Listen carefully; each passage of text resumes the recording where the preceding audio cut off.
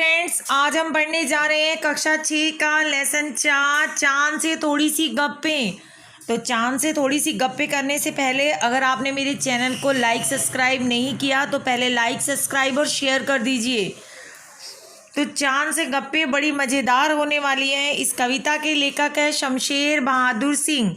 कवि शमशेर बहादुर सिंह ने इस कविता में 10-11 साल की बच्ची को माध्यम बनाया है और उसको माध्यम बना के बच्चों के मन में चांद को देखकर उसके रूप सौंदर्य के प्रति जो भावनाएं मन में आती है उसी के बारे में बताते हुए हमें कहा है कि गोल है खूब मगर आप तिरछे नजर आते हैं जरा, आप पहने हुए हैं कुल आकाश तारों जड़ा, सिर्फ मुंह खोले हुए हैं अपना गोरा चिट्टा गोलमोल।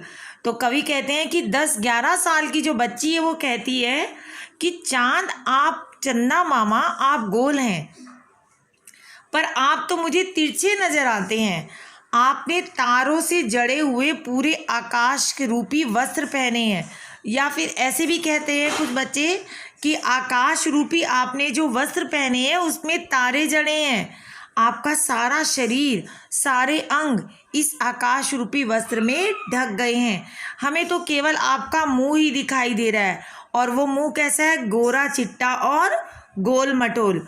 आगे वो कहते हैं आपकी पोशाक अपनी पोशाक को फैलाए हुए चारों स्मित आप कुछ तिरछे नजर आते हैं, जाने कैसे।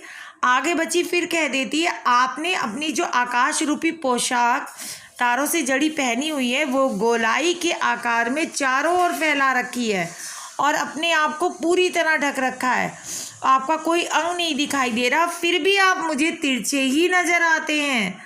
खूब है यो की वाह जी वाह, हमको बुद्धू ही निरा समझा है। हम समझते हैं नहीं जैसे कि आपको बीमारी है, आप घटते हैं तो घटते ही चले जाते हैं और बढ़ते हैं तो बस यानी कि बढ़ते ही चले जाते हैं। दम नहीं लेते हैं जब तक बिल्कुल गोल ना हो जाएं।